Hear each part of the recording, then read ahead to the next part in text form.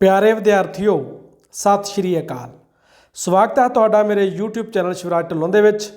Channel नूं subscribe करो और नाल ही बैल आइकॉन नूं क्लिक करके आउण वालियां वीडियो दा नोटिफिकेशन ऑन कर सकते हो और नाल ही वीडियो नूं लाइक और शेयर जरूर करना है। अज असीं पढ़न जा रहे हाँ भारती चोण प्रणाली। उहदे विच असीं पढ़ांगे स्पैसीफिकली चोण प्रक्रिया इलैक्शन प्रोसैस इन इंडिया।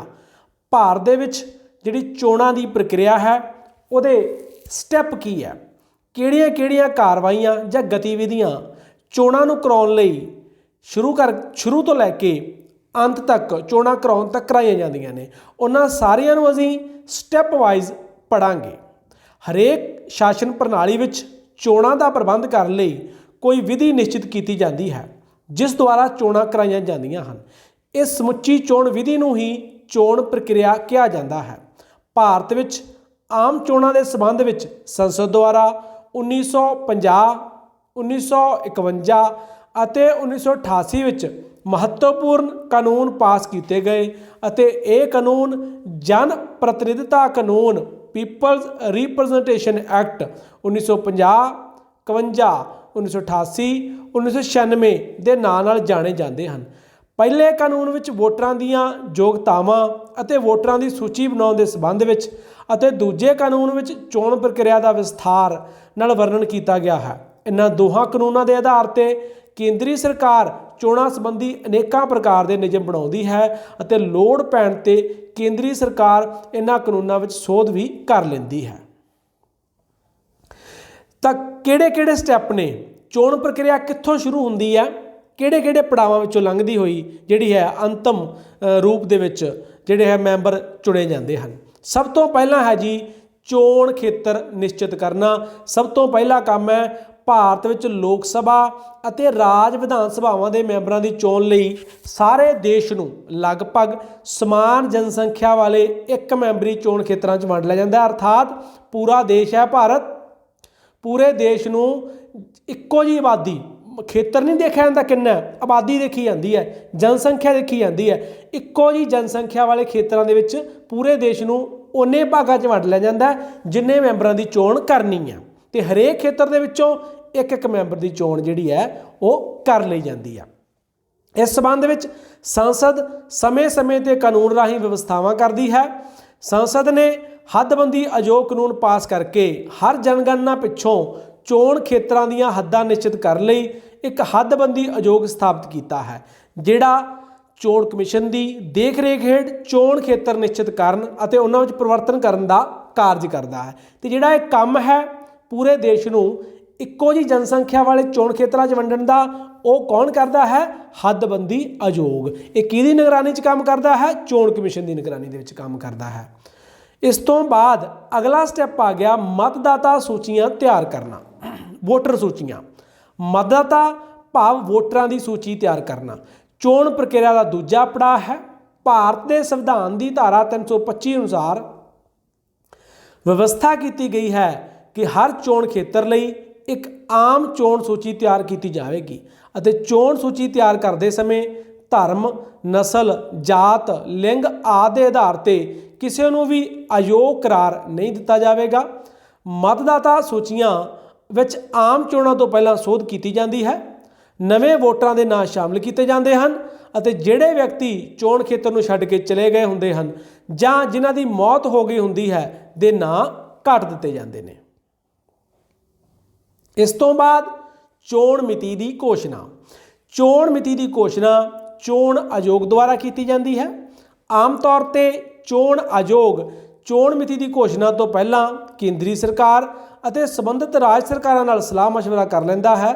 ਇਸ ਦੇ ਨਾਲ ਹੀ ਚੋਣ ਆਯੋਗ ਉਮੀਦਵਾਰਾਂ ਦੁਆਰਾ ਨਾਮਜ਼ਦਗੀ ਪੱਤਰ ਦਾਖਲ ਕਰਨ ਅਤੇ ਨਾਮ ਵਾਪਸ ਲੈਣ ਆਦਿ ਦੀ ਮਿਤੀ ਦੀ ਘੋਸ਼ਣਾ ਵੀ ਕਰਦਾ ਹੈ। ਚੋਣ ਅਧਿਕਾਰੀਆਂ ਦੀ ਨਿਯੁਕਤੀ। ਚੋਣਾਂ ਕਰਾਉਣ ਲਈ ਚੋਣ ਆਯੋਗ ਦੁਆਰਾ ਹਰ ਰਾਜ ਵਿੱਚ ਇੱਕ ਮੁੱਖ ਚੋਣ ਅਧਿਕਾਰੀ ਅਤੇ ਹਰ ਚੋਣ ਖੇਤਰ ਲਈ ਇੱਕ ਰਿਟਰਨਿੰਗ ਅਫਸਰ ਦੀ ਨਿਯੁਕਤੀ ਕੀਤੀ ਜਾਂਦੀ ਹੈ। ਇਹ ਅਧਿਕਾਰੀ ਅੱਗੇ ਅਨੇਕਾਂ ਛੋਟੇ ਅਧਿਕਾਰੀਆਂ ਦੀ ਨਿਯੁਕਤੀਆਂ ਕਰਦੇ ਹਨ ਜੋ ਕਿ ਚੋਣਾਂ ਦਾ ਪ੍ਰਬੰਧ ਕਰਦੇ ਹਨ। 1988 ਵਿੱਚ ਪਾਸ ਕੀਤੇ ਗਏ लोक प्रतिनिधिता कानून अधीन व्यवस्था की गई है कि चोण ड्यूटी ते लगे अधिकारी चोणां दौरान चोण आयोग के कंट्रोल और अनुशासन अधीन काम करनगे। अगला स्टैप आ गया जी मतदान केंद्र स्थापित करना।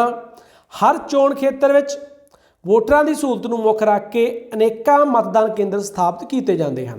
हर वोटर उस लिए निश्चित मतदान केंद्र ते ही वोट पा सकता है, अर्थात किसी खास खेत्र के लोगों लई एक खास मतदान केंद्र बनाया जाता है और उस मतदान केंद्र के उत्ते जिहड़े वोटर है उही वोट पा सकते हैं। मतलब कोई बंदा किसी एक मतदान खेत्र तो दूजे मतदान खेत्र च वोट का प्रयोग नहीं कर सकता गा, जिथे जिहदी वोट है उस मतदान खेत्र के विच ही वोट पा सकता है। मतदान केंद्र स्थापित करते समय दो गल्लां नूं मुख रखा जाता है। वोटरां की गिनती उन्नी होनी चाहिए है कि हर वोटर निश्चित समय में आसानी नाल अपनी वोट पा सके। वोटर नूं मतदान केंद्र ते पहुंचण लई लंबा फासला ना चलना पवे। नामजदगी पत्र दाखिल करना। लोक सभा की चोण लई राष्ट्रपति द्वारा अते राज विधान सभा की चोण लई राजपाल द्वारा चोण घोषणा की जाती है अते इस पिछों चोण आयोग नामजदगियां भरन की मिति घोषित करता है। इच्छुक उम्मीदवार निश्चित फार्मां राहीं अपने हलके के चोण अधिकारी नूं अपने नामजदगी पत्र भेज दिंदे हन। नामजदगी पत्र उत्ते नां तजवीज़ करन वाले अते नां दी प्रौढ़ता करन वाले दे दस्तखत जरूरी हन अते ये दोवें व्यक्ति उस चोण हलके दे वोटर होने जरूरी हन। नामजदगी पत्रां दे नाल उम्मीदवार नूं निश्चित धनराशि जमान के तौर पर जमा करवाउणी पैंदी है। जेकर किसी उम्मीदवार नूं कुछ पोल होईयां वोटां दा 1/6 भाग तो घट वोटां मिल तो उसकी जमानत जब्त कर ली जाती है। बिल्कुल याद रखने वाली गल है, छोटा क्वेश्चन जिहड़ा पुछ लिया जाता है कि जमानत जब्त तो की भाव है। जेकर किसी उम्मीदवार नूं कुल जिन्नियां वोटां ने जिन्नियां भी वैलिड वोट ने जेकर उन्होंने 1/6 भाग तो घट वोटां पैंदियां तो उस व्यक्ति की जमानत जब्त कर ली जाती है, अर्थात जिहड़ी राशि उन्हें चोणां लड़न वेले जिहड़ी निश्चित की गई राशि जिहड़ी भरी हुंदी है वो जब्त हो जाती है। इस तो बाद आ गया जी नामजदगी पत्रां की छाणबीन। निश्चित तारीख नूं नामजदगी पत्रां की छाणबीन की जाती है अते जिन्हां उम्मीदवारां दे नामजदगी पत्रां विच कोई कमी रह गई हुंदी है ਉਹ अप्रवान करते जाते हैं और योग उम्मीदवारों के नामों की घोषणा कर दी जाती है। 8 नामजदगियां की वापसी। नामजदगी पत्रां की छाणबीन पिछों कुछ दिन नामजदगियां की वापसी लिए निश्चित किए जाते हैं। नामजदगियां वापस लैण दे इच्छुक उम्मीदवार संबंधित चोण अधिकारी नूं लिखती बेनती करते हैं और चोण अधिकारी संबंधित उम्मीदवार की जमान के रूप में जमा कराई धनराशि वापस कर देंगे हैं और बाकी रह गए उम्मीदवारों की सूची प्रकाशित कर देंगे हैं। उन्होंने चोण निशान की घोषणा जी है वो कर दी जाती है। इस तो बाद अगला स्टैप आता है चोण मुहिम। चोण मुहिम चोण अधिकारी द्वारा योग उम्मीदवारों की सूची प्रकाशित कर दिए जाने ते वख-वख राजनीतिक दल अपने अपने उम्मीदवारों के हक में जोरदार मुहिम चलाते हैं। राजनीतिक दल अपना चोण मनोरथ पत्र जारी करते हैं और अपने प्रोग्राम को जलसियां जलूसां रैलियां अखबारां किताबचियां रेडियो और टैलीविजन आदि राहीं लोगों तक पहुँचाते हैं। उम्मीदवारों के समर्थक घर घर जाके अपने उम्मीदवार के हक में प्रचार करते हैं और वोटरां नूं उसके हक में वोट पाउण लई प्रेरते हैं। ये चोण प्रचार वोटां पाउण तो 36 घंटे पहलां समाप्त करता जाता है। अगला मतदान। जो चोण मुहिम हो जाती है 36 घंटे पहला चोणों तो बंद हो जाती है, उस तो बाद होंदियां ने वोटां जिन्होंने असीं वोटिंग डे कहने आ, चोणों का दिन कहने आ जां मतदान जिहड़ा उस दिन किया जाता है। चोणों वाले दिन आम छुट्टी की घोषणा की जाती है। सारे महकमे डिपार्टमेंट सरकारी और प्राइवेट सारे बंद होंदे आ तां जो हर वोटर अपने वोट के अधिकार का प्रयोग कर सके। 12वीं लोक सभा दी चोणां तक भारत विच मतदान पत्रां राही किया जाता सी। मतदान पत्र मतलब एक बैल्ट पेपर हुंदा सी, उस पेपर के उत्ते उस खेत्र के जिन्ने भी उम्मीदवार चोण लड़ रहे हैं उन्होंने सारे के नाम उन्होंने नाम के सामने चोण निशान हुंदा सी। उस जिस उम्मीदवार नूं मतदाता ने वोट पाउणी है उस उम्मीदवार के नाम से जिहड़ा चोण निशान जिहड़ा हैगा उस ते जिहड़े वोटर सी वो अपने उम्मीदवार के नाम के सामने जिहड़ी मोहर है वो लगा दिंदे सी। परंतु इस तो पिछों की होया, भारत विच मतदान लई इलैक्ट्रॉनिक वोटिंग मशीनां दा प्रयोग कीता जाण लगा। 1999 ਵਿੱਚ ਹੋਈਆਂ 13ਵੀਂ ਲੋਕ ਸਭਾ ਦੀਆਂ ਚੋਣਾਂ ਦੌਰਾਨ 46 ਸੰਸਦੀ ਖੇਤਰਾਂ ਵਿੱਚ ਅਤੇ 2004 ਵਿੱਚ ਉਸ ਤੋਂ ਬਾਅਦ ਹੋਣ ਵਾਲੀਆਂ ਸਾਰੀਆਂ ਲੋਕ ਸਭਾ ਦੀਆਂ ਜਿਹੜੀਆਂ ਚੋਣਾਂ ਦੌਰਾਨ ਸਾਰੇ ਦੇਸ਼ ਵਿੱਚ ਮਤਦਾਨ ਕਰਵਾਉਣ ਲਈ ਵੋਟਿੰਗ ਮਸ਼ੀਨ ਦਾ ਪ੍ਰਯੋਗ ਕੀਤਾ ਗਿਆ ਸੀ। ਵੋਟਾਂ ਦੀ ਗਿਣਤੀ। ਵੋਟਾਂ ਪੈ ਜਾਣ ਪਿੱਛੋਂ ਚੋਣ ਅਧਿਕਾਰੀ ਦੁਆਰਾ ਵੋਟਾਂ ਦੀ ਗਿਣਤੀ ਕਰਨ ਲਈ ਅਧਿਕਾਰੀ ਨਿਯੁਕਤ ਕੀਤੇ ਜਾਂਦੇ ਹਨ, ਜਿਹੜੇ ਨਿਸ਼ਚਿਤ ਸਮੇਂ ਅਤੇ ਨਿਸ਼ਚਿਤ ਸਥਾਨ ਤੇ ਚੋਣ ਅਧਿਕਾਰੀ ਦੀ ਨਿਗਰਾਨੀ ਅਧੀਨ ਵੋਟਾਂ ਦੀ ਗਿਣਤੀ ਕਰਦੇ ਹਨ। ਵੋਟਾਂ ਦੀ ਗਿਣਤੀ ਸਮੇਂ ਉਮੀਦਵਾਰਾਂ ਦੁਆਰਾ ਨਿਸ਼ਚਿਤ ਏਜੰਟ ਅਤੇ ਉਮੀਦਵਾਰ ਖੁਦ ਗਿਣਤੀ ਵਾਲੀ ਥਾਂ ਤੇ ਹਾਜ਼ਰ ਹੁੰਦੇ ਹਨ ਅਤੇ ਜੇਕਰ ਉਹਨਾਂ ਨੂੰ ਵੋਟਾਂ ਦੀ ਗਿਣਤੀ ਦੇ ਸੰਬੰਧ ਵਿੱਚ ਕੋਈ ਇਤਰਾਜ਼ ਹੋਵੇ ਤਾਂ ਉਹ ਚੋਣ ਅਧਿਕਾਰੀ ਦੇ ਨੋਟਿਸ ਵਿੱਚ ਲਿਆਉਂਦੇ ਹਨ। ਨਤੀਜੇ ਦੀ ਘੋਸ਼ਣਾ। ਵੋਟਾਂ ਦੀ ਗਿਣਤੀ ਸਮਾਪਤ ਹੋ ਜਾਣ ਪਿੱਛੋਂ ਚੋਣ ਅਧਿਕਾਰੀ ਸਭ ਤੋਂ ਵਧੇਰੇ ਵੋਟਾਂ ਪ੍ਰਾਪਤ ਕਰਨ ਵਾਲੇ ਉਮੀਦਵਾਰਾਂ ਨੂੰ ਸਫਲ ਘੋਸ਼ਿਤ ਕਰਦਾ ਹੈ। ਚੋਣ ਅਧਿਕਾਰੀ ਇਸ ਸੰਬੰਧ ਵਿੱਚ ਚੁਣੇ ਗਏ ਉਮੀਦਵਾਰ ਨੂੰ ਇੱਕ ਪ੍ਰਮਾਣ ਪੱਤਰ ਦਿੰਦਾ ਹੈ, ਅਰਥਾਤ ਉਹ ਡਿਕਲੇਅਰ ਕਰ ਦਿੰਦਾ ਹੈ ਕਿ ਇਸ ਉਮੀਦਵਾਰ ਕੋਲੇ ਜਿਹੜੀਆਂ ਸਭ ਤੋਂ ਵੱਧ ਵੋਟਾਂ ਸੀ, ਇਹ ਉਮੀਦਵਾਰ ਜੇਤੂ ਹੈ। ਚੋਣ ਖਰਚੇ। ਚੋਣਾਂ ਦੇ ਨਤੀਜੇ ਦੀ ਘੋਸ਼ਣਾ ਦੇ 45 ਦਿਨਾਂ ਦੇ ਅੰਦਰ ਅੰਦਰ ਹਰ ਉਮੀਦਵਾਰ ਨੂੰ ਚੋਣਾਂ ਤੇ ਕੀਤੇ ਗਏ ਖਰਚੇ ਦੀ ਰਿਪੋਰਟ ਚੋਣ ਆਯੋਗ ਨੂੰ ਦੇਣੀ ਪੈਂਦੀ ਹੈ। ਚੋਣਾਂ ਤੇ ਕੀਤੇ ਜਾਣ ਵਾਲੇ ਖਰਚੇ ਦੀ ਰਾਸ਼ੀ ਨਿਸ਼ਚਿਤ ਹੁੰਦੀ ਹੈ। ਜੇਕਰ ਕੋਈ ਉਮੀਦਵਾਰ ਨਿਸ਼ਚਿਤ ਰਾਸ਼ੀ ਤੋਂ ਵਧੇਰੇ ਧਨ ਖਰਚਦਾ ਹੈ ਤਾਂ ਉਸ ਦੀ ਚੋਣ ਅਵੈਧ ਘੋਸ਼ਿਤ ਕਰਤੀ ਜਾਂਦੀ ਹੈ। ਹਰ ਚੋਣਾਂ ਤੋਂ ਪਹਿਲਾਂ ਛੋਟੇ ਰਾਜਾਂ ਵੱਡੇ ਰਾਜਾਂ ਲਈ ਅਲੱਗ-ਅਲੱਗ ਰਾਸ਼ੀ ਨਿਸ਼ਚਿਤ ਕਰਤੀ ਜਾਂਦੀ ਹੈ ਕਿ ਕੋਈ ਵੀ ਉਮੀਦਵਾਰ ਉਸ ਨਿਸ਼ਚਿਤ ਰਾਸ਼ੀ ਤੋਂ ਵੱਧ ਜਿਹੜੀ ਹੈ ਖਰਚਾ ਨਹੀਂ ਕਰ ਸਕਦਾ, ਉਹਨੂੰ ਪੂਰੀ ਖਰਚਾ ਸੂਚੀ ਦੇਣੀ ਪੈਂਦੀ ਹੈ। ਇਸ ਕਰਕੇ ਜਿਹੜਾ ਚੋਣ ਖਰਚਾ ਹੈ ਉਹਦਾ ਹਿਸਾਬ ਦੇਣਾ ਹਰ ਉਮੀਦਵਾਰ ਲਈ ਜ਼ਰੂਰੀ ਹੈ ਚੋਣਾਂ ਤੋਂ 45 ਦਿਨਾਂ ਦੇ ਵਿੱਚ। ਜੇਕਰ ਜਿਹੜਾ ਜੇਤੂ ਉਮੀਦਵਾਰ ਹੈ ਜਾਂ ਕੋਈ ਵੀ ਉਮੀਦਵਾਰ ਜੇਕਰ ਖਰਚਾ ਸੂਚੀ ਨਹੀਂ ਦਿੰਦਾ ਗਾ ਤਾਂ ਉਹਦੀ ਚੋਣ ਅਵੈਧ ਘੋਸ਼ਿਤ ਕੀਤੀ ਜਾਂਦੀ ਹੈ ਜਾਂ ਕੋਈ ਵੀ ਜਿਹੜੀ ਕਾਰਵਾਈ ਉਹਦੇ 'ਤੇ ਉਹ ਕੀਤੀ ਜਾਂਦੀ ਹੈ। ਇਸ ਤੋਂ ਬਾਅਦ ਚੋਣ ਖਰਚੇ ਦੀ ਵੱਧ ਤੋਂ ਵੱਧ ਸੀਮਾ ਕੀ ਹੈ ਜੀ? फरवरी 2014 का डाटा है अपने कोल।